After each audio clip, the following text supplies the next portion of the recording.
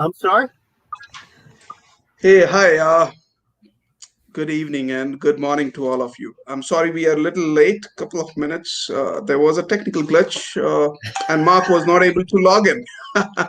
It wasn't Anyways, just Mark. It wasn't just Mark. It was me too. all right, welcome, welcome both As of you. Mark has proudly said, I may not be a dinosaur, but when it comes to technology, I must admit I'm probably an early stage mammal. Oh, you and me both. You and me both. Yeah, I'm a little bit ahead, I would say. Yes, I would say. Yeah, so today, the more younger you are, the more tech savvy you are, isn't it? I mean that's the contradiction which we see. Well, it's true. I don't think there's ever been a generation where the younger people have such an advantage of knowledge. Oh yeah, Because, in fact, someone once said, those of us who grew up, let's say, in school without the internet, we will always be internet immigrants, while those that grew up with the internet are internet natives. So immigrant, I will never learn to speak the language quite as well as a native. I think about this all the time. I look at the Mediterranean around 1200 BC, and you see these people called the Sea People come in, and nobody knows who the Sea People were. There was famine, there was a horrible climate change, there was all sorts of things happening at that time in 9 different civilizations, and these Sea People came in. Now, these Sea People came in with a new technology. It was called iron, and they were able to create heat hot enough to turn this horrible stuff into something called steel. And it was those people who ravaged the civilization and brought down the Bronze Age. It was this new and emerging technology where these new people, these migrants coming in, were able to actually make things happen. It was only Egypt, because it was so big, that was able to actually withstand the strength of the Sea People. And what you're talking about, Mark, is not just once. It's new and emerging technology that frightens everybody, that changes everybody. And this is just what we go through over and over and over again.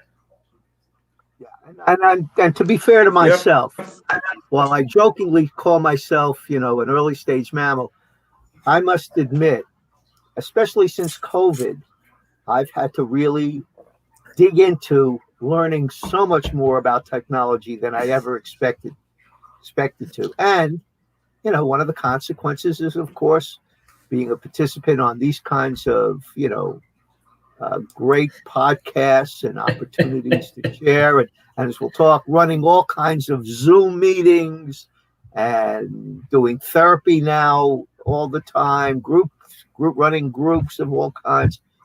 So it shows you sometimes an old dog can learn new tricks. That's the right. Let's talk more about this. But as always, let me introduce. I know people know you both already, but for the new audiences or the viewers we have, my name is Kumar Pushpak, and I head the team here at Ijona Services. Along with me, we have Jerome and Mark Gorkin. Both resides in US, but different corners in a different time zone. But having said that, today the topic that we have chosen, it's a very common topic. We have been hearing out, and a lot of people has been questioning it. There's a curiosity, I must admit, regarding the isolation, the kind of living now we are living. The kind of living that we are living as of today is completely different than we ever thought before 2020 came in. Now, work from home is very common. I mean, most of past doing work from home. It used to be fun, if you ask me,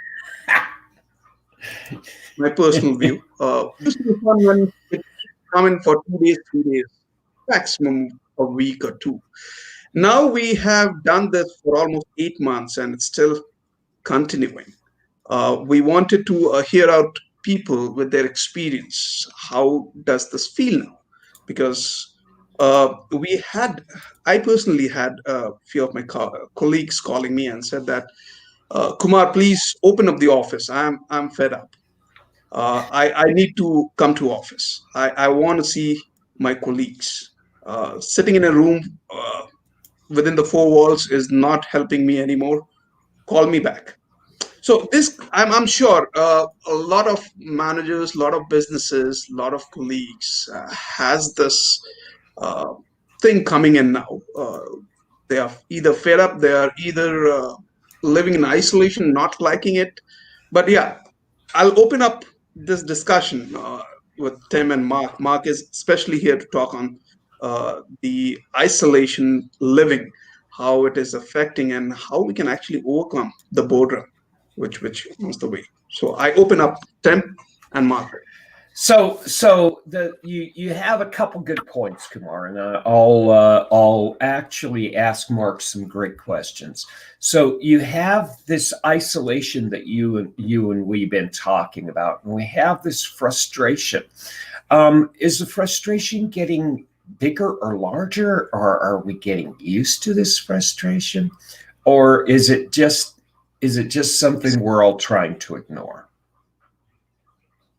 I think Kumar said it well, Tim. Initially, it's almost like a honeymoon. It's different. It's new. I don't have to commute. I have all this freedom. I can sit at my computer in my underwear if I want. Nobody can see. It's almost like a game initially. And maybe for a few weeks, even a month. But after a while, we realize we're still social animals. And that sense of being alone, feeling like, hey, am I in the loop anymore? What's going on?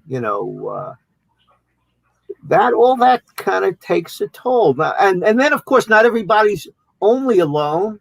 I have a good friend who's, both sort of working from home as self-employed, but also has to be the parent teacher on the internet for his daughter, for his 10-year-old daughter. And that's a whole new challenge and demand and strain, because actually his wife, works for the Department of Defense, so to speak, and she's going into work at least every other week. So he's got not just the challenge of being alone, but he's also got the challenge of suddenly having to be a parent and teacher in a way that, is very different.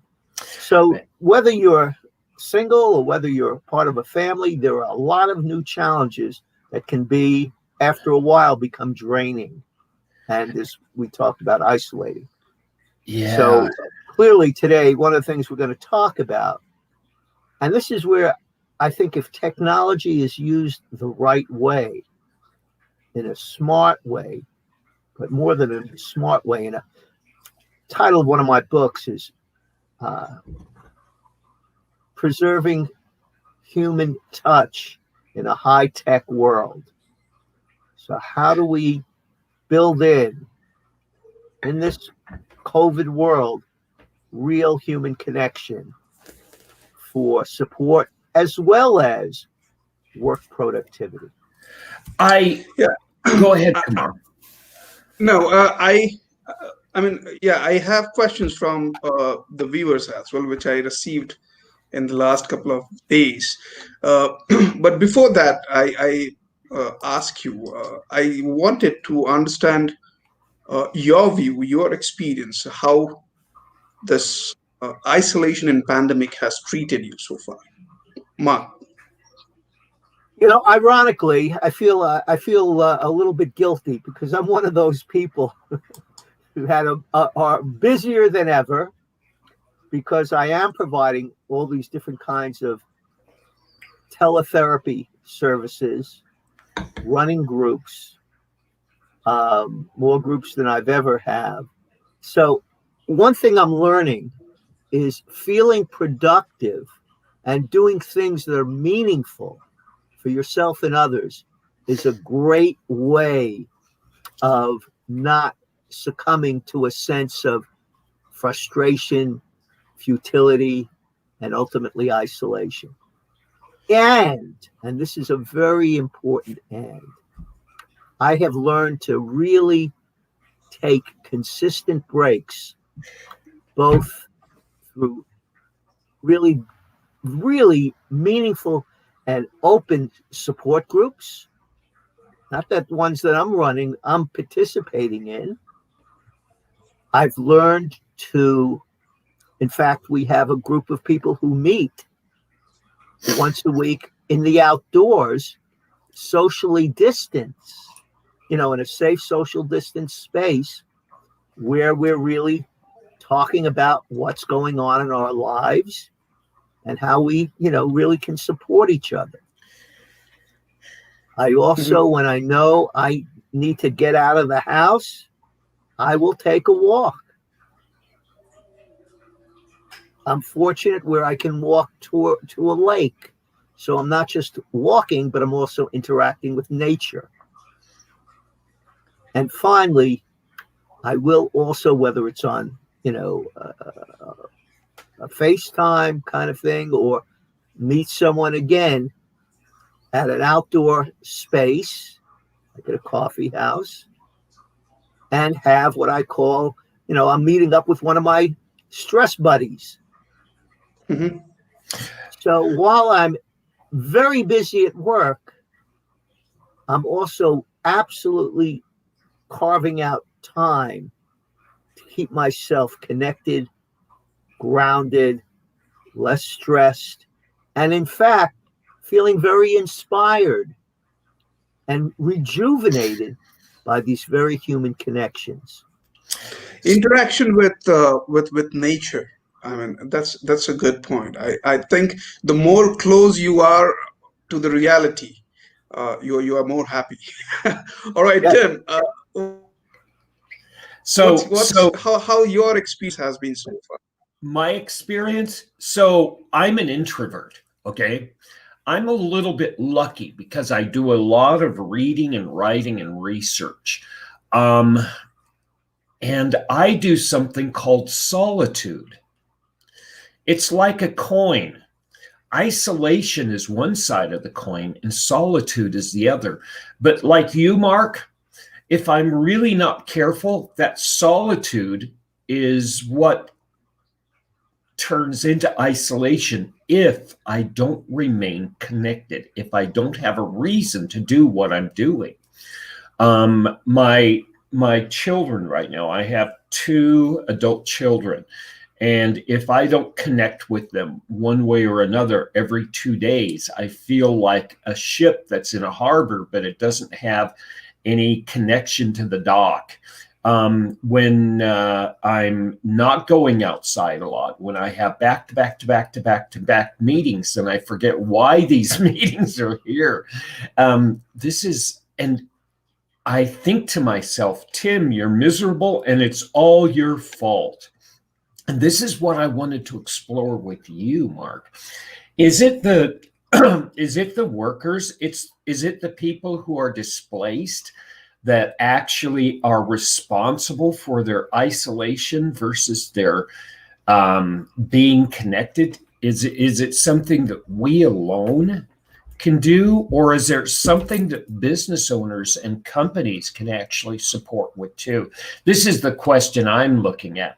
Is it just giving connectivity tools? Is Zoom good enough for a company and the people will figure it out? That's a real good question, Tim. And actually, I have a very strong opinion on this. In fact, I've said, enough meetings, too many Zoom meetings, and the participants begin to turn into zombies.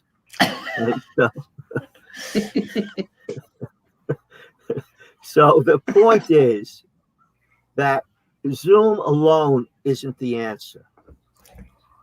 There are two other things that have to come into play if we're talking about the workplace.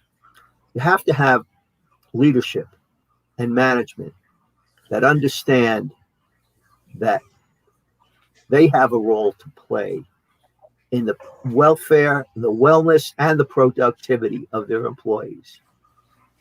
You know, on one level, they know, hey, my vision is very important to inspire people, to get them committed, to, you know, work up to their potential. But we sometimes forget that when we're in a psychological crisis, and that's really what this COVID is in a way. A crisis is when we're thrust into a new situation and suddenly all my old skills are not sufficient. And I've got to create a rapid learning curve, or I'm going to, you know, drown or disappear as an individual or as a company. So we've got to adapt quickly.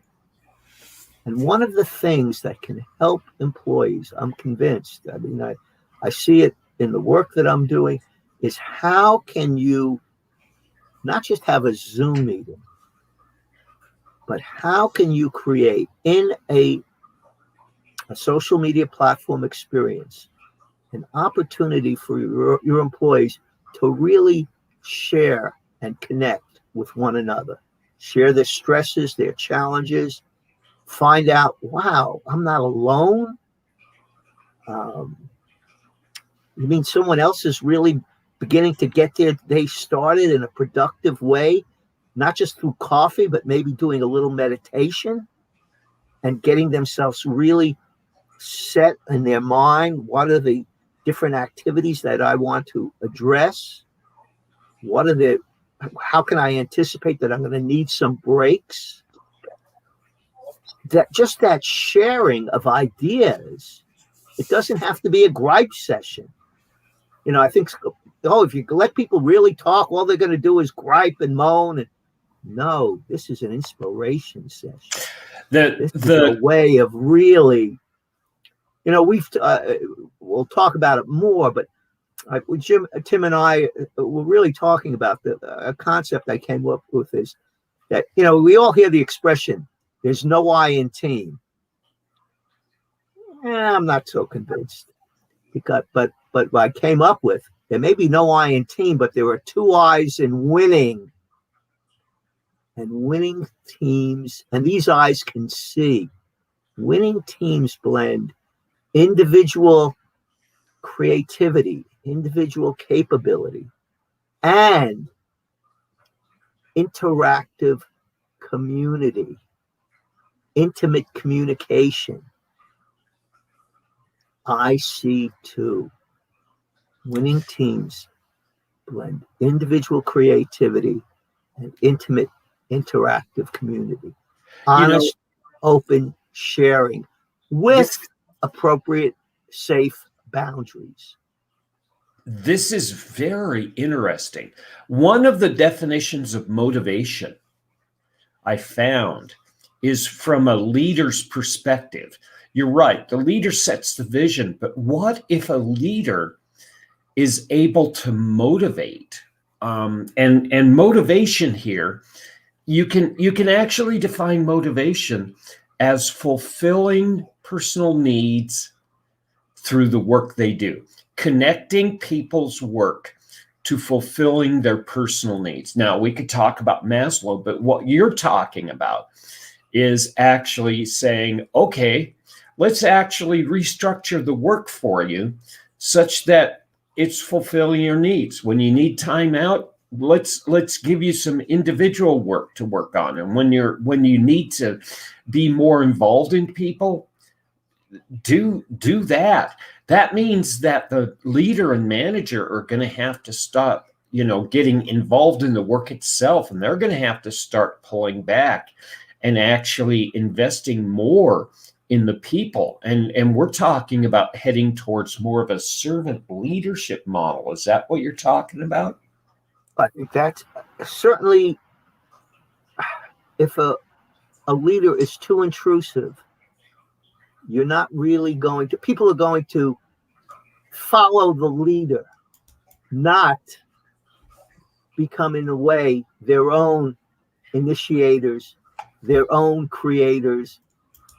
A leader that's too intrusive is really stifling whatever individual creativity may emerge, both through the individual effort and through that synergy. I think I've talked about before, a great book, The Power of Two, talks about how real creativity often comes when you allow sort of two peers who have common themes and thoughts, but have some real differences. Let them interact, fight a little bit, challenge each other, motivate, push each other to new depths. The great example they gave in the book was, John Lennon and Paul McCartney, had a lot of things in common, not besides, musical genius. Mothers had died before they were 18. They had some real, but they were very different in their styles. Paul was the nice, kind of sweet guy. John tried to be a hard-edged rocker, and in fact, when he was getting too hard-edged, Paul would, modify him. And when Paul was getting too sappy in his lyrics, John would challenge him. Come on, make it more real. And that back and forth is what brought out that collective Beatles genius, as well as the input from them. Can I add something here? If leaders are too heavy-handed, you're stifling your people from discovering their own energy, creativity, and potential synergy. Right. Can I? So that's what this Zoom group Add something I'm here. discovering. That the group that I'm leading, if you have a facilitator that understands, Tim, how to step back and let the process flow, intervene when there's obviously some blockage in the dam, but let people bring out and discover their sense of meaning and purpose, pain, as well as joy. That's when you get that true creative flow. Can I add something here, Mark and Tim?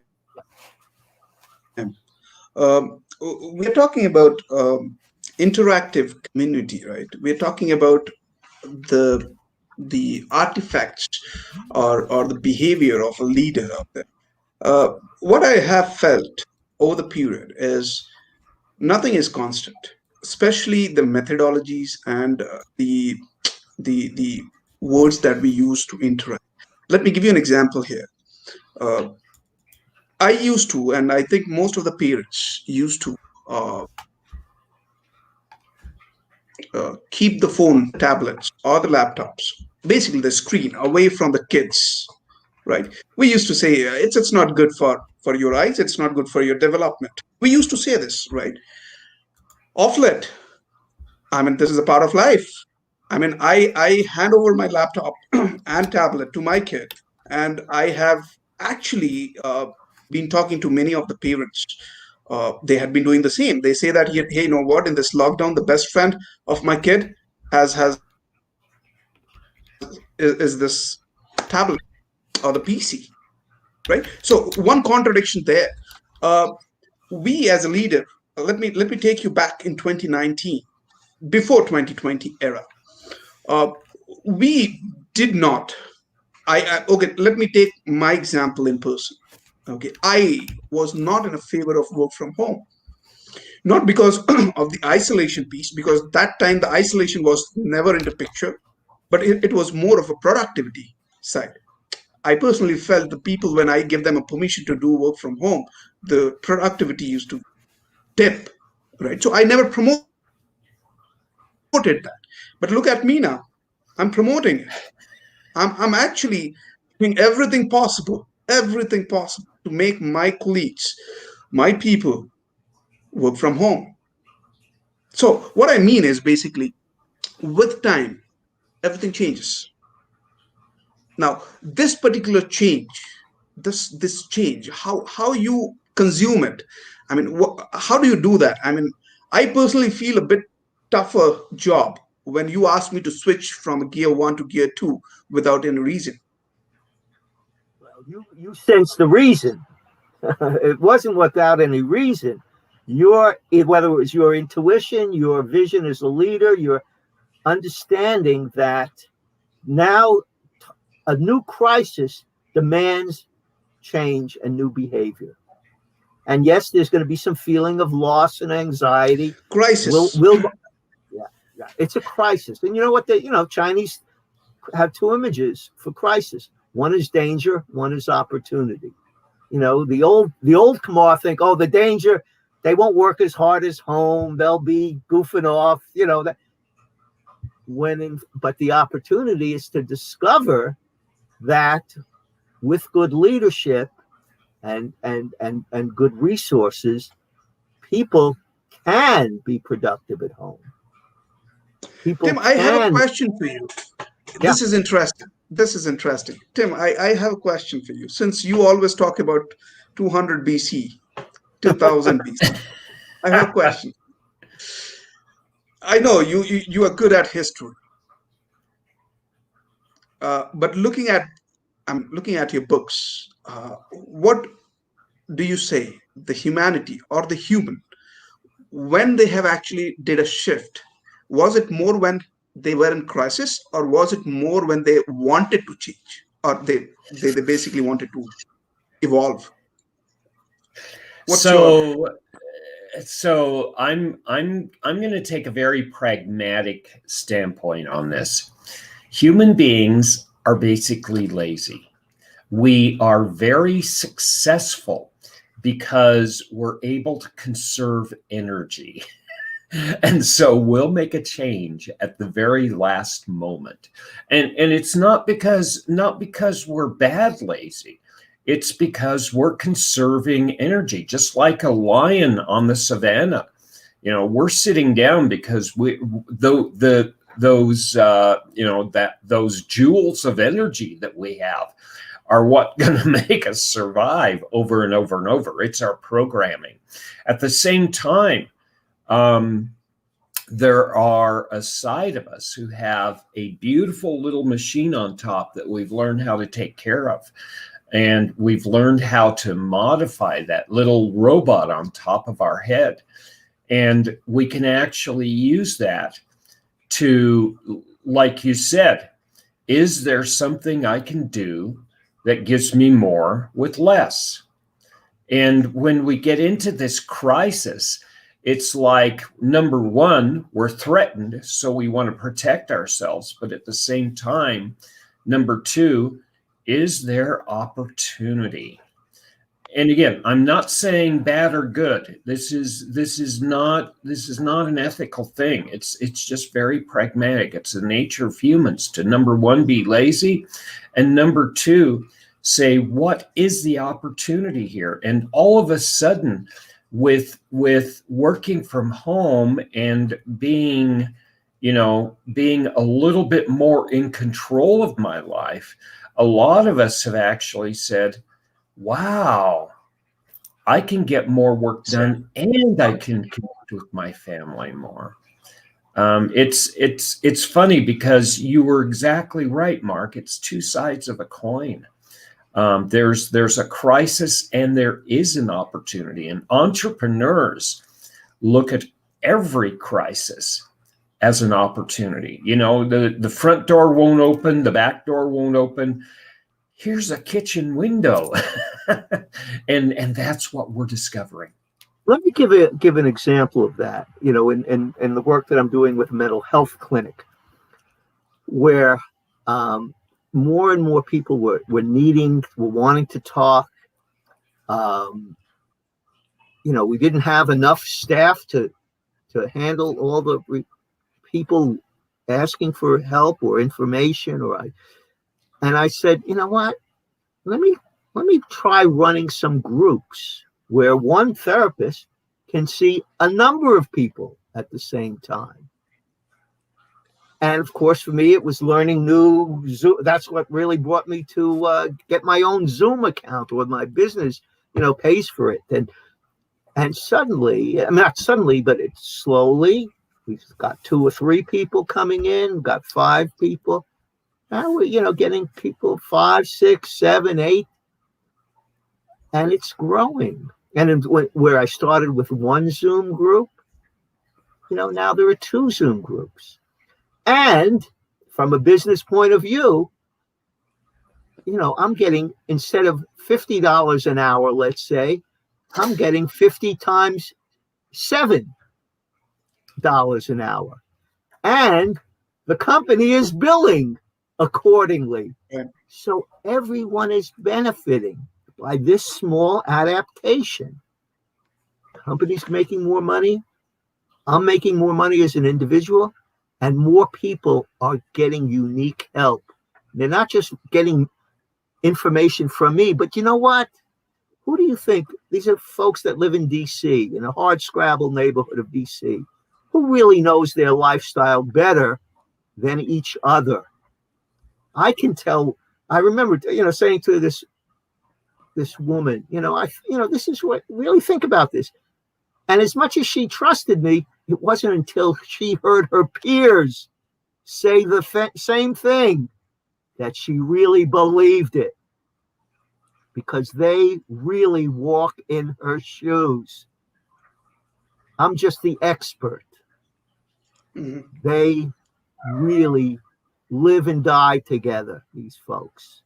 So in a way, that's the spirit that is really potentially present if we can create these kinds of really hybrid, I'm calling them webinar, as well as, real participatory support groups. They have a chance to unleash untapped knowledge, energy, inspiration in your workplace. So you become the facilitator. You create the playground, and the people who actually are able to use the playground in innovative ways you didn't even think of. Exactly. Wow. Okay. This is getting interesting, because I was doing a bit of the same thing. I've started some nonprofit through a nonprofit organization. I've started some work that helps people gather every Sunday for an hour and a half. And we talk about project management, right? And management and leadership. And I sit back, I created a structure, and I created a little bit of organization, but all of a sudden these people were inspired, and their common theme is they're all managers, and they were never taught to be managers. And so all of a sudden I'm not leading a presentation. I'm not directing anything. It's these people are exploring and testing and discovering themselves with like you said, with an expert. Here's what we're talking about. And this is exciting. Redesign the tool, improve it. Yeah, exactly. And this is keying in to one of the super strengths of human beings, which is curiosity. I think that what you're collaboration, curiosity exactly. and collaboration. There you go. And go ahead. No, you're. I just suddenly hit me that curiosity and collaboration is what has really led to advancement. Yes, human nature. We are too curious, and this is what's really weird. And this is what actually can break down the boundaries of isolation. I found when I'm struggling with a concept, I feel alone, and I feel like I can't push this boulder. But when I pick up a book and this author is speaking so clearly to me, or I talk to a friend, or I go into my book club, they're saying just the right thing, and it works as a catalyst to break things through.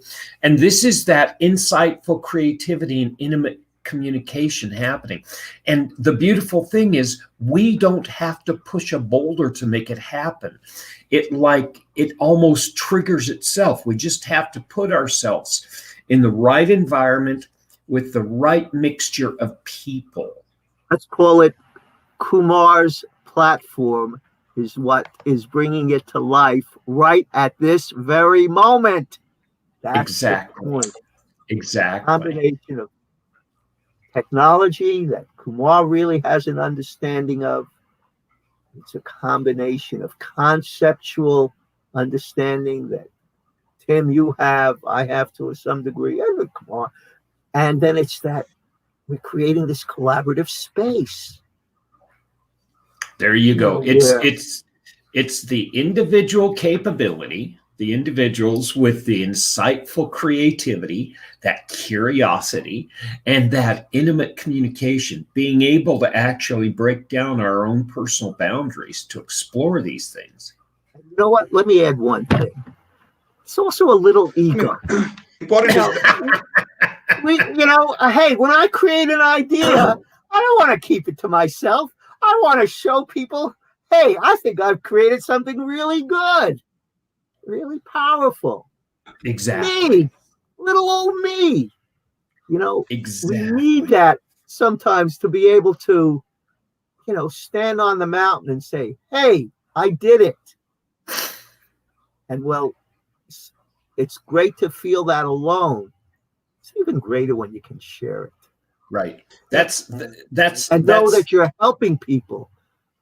You've transcended yourself. You know what I just heard in the last minute? This is what I heard in the last minute.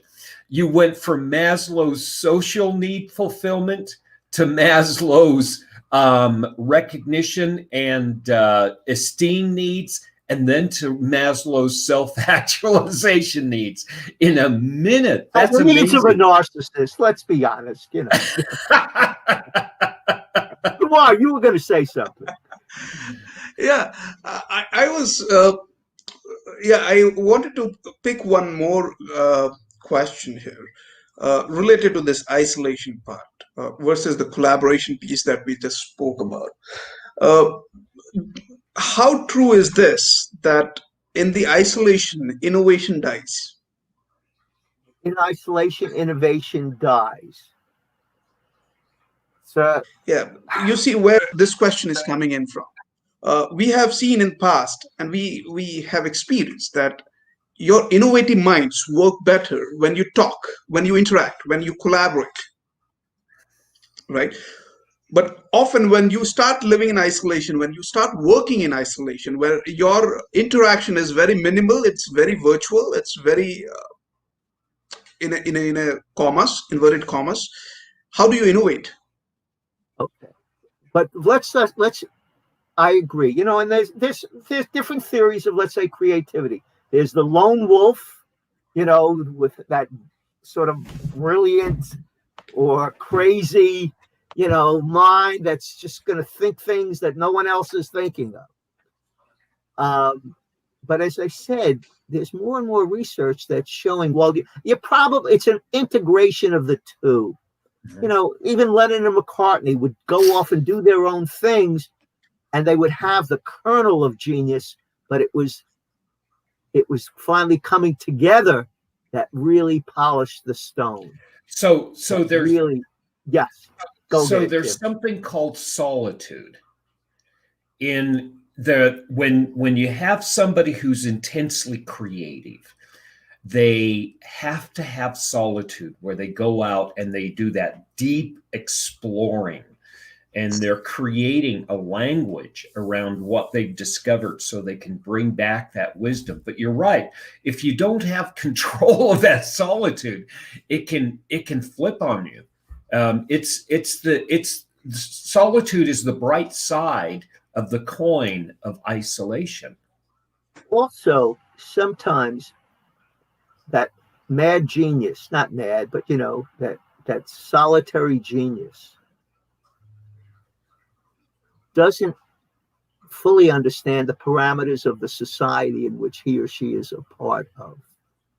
So that and I remember reading about creativity, that tension is such an important part of the creative process. Mm-hmm. And you have to almost need people to push back against your idea for you to keep further refining it and developing it and make it, because real creativity isn't just something that's brilliant in your own head. It's got to really make an impact on the society in which you're involved. It's got to understand the parameters of that social, political context. And that's where it doesn't have to conform to it. It's going to ultimately, the individual is going to push society into realizing, oh, wow, we've been conserving our energy too much. As you were saying, we've been conservative. Now there's an opportunity to be a little revolutionary or challenge ourselves. And that's where the individual often comes in. It's the individual that challenges the status quo. And that's the job. That's the job of the leader. It's a relationship between leadership and the workers, because the workers have the innovation. They have the great idea, and the leader has the vision. And you're right. There's a crucible right in the middle between these workers and the leader. And it's the relationship between the two. And it's not a conflict. Interactive community, intimate communication. Intimate communication. Without that pressure and tension turns into conflict. And I've seen that in the work environment where that tension is not understood. That tension is good. It's like a bow that's a tight string about ready to shoot the arrow. But if you don't understand, it's the tension that creates the diamond. Exactly. That's right. Yeah. Exactly. Okay. Now, a wonderful thing happens is when we're studying this and we're talking about this right now on this show, this creativity and this engagement in creativity all of a sudden pushes all sense of isolation away. And all of a sudden, this curiosity and creativity takes center stage, and I no longer am that boat in the middle of the harbor where I could dash myself in the rocks. I think you're really helping me crystallize it. It's each person has to find their own source of individual meaning. Real sense of, and as you said, hey, am I having an opportunity to develop skills, to develop emotional muscles, to develop communicational muscles that, if I'm honest with myself, boy, I want to work on these things so I can be a more effective individual, a more effective spouse, a more effective parent, a more effective professional colleague. So Marcus would agree with you, Marcus Aurelius, and he would say without a healthy beehive, there's no healthy bee, and without a healthy bee, there is no healthy beehive. We have to have work on ourselves. Realize if without individual sort of gadflies, we have groupthink. Everybody thinks alike, but without the group challenging the individual, we have people just kind of running off and doing their own thing, which may or maybe have a possibility for being productive, but it's not connected to what's our problem-solving reality. And the problem is it's not helping the individual either. Being an explorer is like picking up seashells. Now, as a child picking up seashells, it's fun. But as an adult, what's the use of it? How does it fulfill who I am? And there's this wonderful thing called purpose. The diamond that we're talking about in a company or a group is moving the group forward. It's the group progress. But the diamond for the individual is the personal purpose. How does that help me fulfill who I am more? And how does that help me enjoy life? I just wanted to build on your analogy of that the person finding those seashells and suddenly realizing, hey, wait a second, we can turn these seashells into a form of monetary exchange. And we can begin to build societies around these seashells, social, financial interaction and engagement and bartering. And suddenly a little seashell, someone has the creative idea of making it much more than just a seashell. But the thing is, if you do it by yourself, you never understand that it has values to others. Right, that's exactly. And in fact, maybe the individual has to, almost like, Tom Sawyer and painting that fence where he got his, you've got to sell that these seashells are much more than seashells.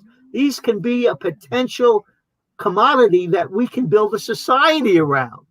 And initially that creative person has to be able to connect with. And pulling this back into this whole sense of isolation, the isolation problem is just pushed off the table. There's no more room for it when we're actually looking at this sense of purpose plus this interaction for the big picture. And think about it. How often, or from just this meeting, the three of us talking, I know I'm going to go away and start thinking on my own about some new ideas. So collaboration doesn't have to stifle individuality. It can spur it on, new individual thinking. And then I'm going to come back with some new ideas and bug you guys and say, hey, we should be really working on this. Do you see what I'm saying? It's an ebb and flow, each enriching the other. This is a wonderful, wonderful model. This is not just a model. This is how life actually does progress. It's like you said, it's that individual capability, insightful creativity, and intimate communication. There you go. And I'm going to create one other dynamic. It always involves a little tension. And here's the tension I'm going to create for all of us. I have to leave this meeting as much as I don't want to, but I have another meeting. And someone's calling me about that other meeting. So Mark, we're going to continue this conversation in one way or another. This crucible that we're creating here is not just valuable, but it's a gift we have to give to ourselves and each other. And let's continue this. I think we have. And I'd very much like to, really flesh out this idea of how do you create these webinar support groups for your employees so that they really can not just get the support to find meaning in isolation, but really see the value of developing ideas and brainstorming with a colleague, sharing it in the group, get the group feedback, go back. How do you really create this creative engine through individual curiosity and team collaboration?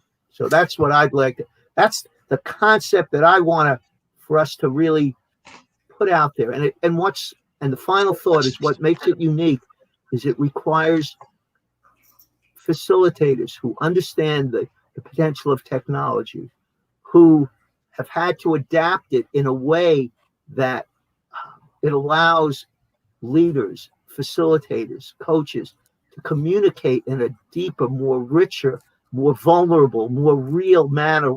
And that it becomes both a role model and a platform for other employees to engage in this richer kind of communication and mutual motivation and support.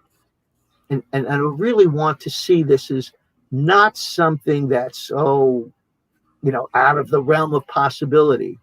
I want the three of us to be like the three wise men who are going to help people appreciate the value of this kind of concept for themselves as leaders, for their employees, to get really greater connection, to see this crisis as an opportunity for new learning, sharing, exploring, and inspiration.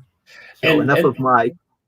Yeah, and this is a call out to everybody watching this right now. If you're curious about this idea, contact us. If you have questions, or if you want to participate in something like this, if you want to learn to be a facilitator, talk to us about this. We have deep access to other experts, but Mark hits it right on the nose. This is something that we do humanly and naturally, and we forget that we have this capability, and it shows up in the middle of crisis. And let's take advantage of this. We're on our way. And we have some activities that are going on. If you want to participate with us, please tell us. But again, if you want to be a facilitator, or if you want to actually start some of these groups, please reach out to us. And we're going to continue this discussion, by the way. I've got to be on my way. Okay. And Kumar, thank you. Tim, thank you. And as I say, to be continued. Yes. Thank you again. Pleasure is all mine. Namaste. Let's connect next week and continue this discussion. There is a lot of questions that still not taken. So we look forward to see you again next week, Thursday. Great. Thanks again, everyone. Okay. And thank you, Mark and Kumar. Oh, thank you, Tim. Thank you all. Okay, gang. Thanks, Kumar. Bye-bye. Have a good one. Thanks again.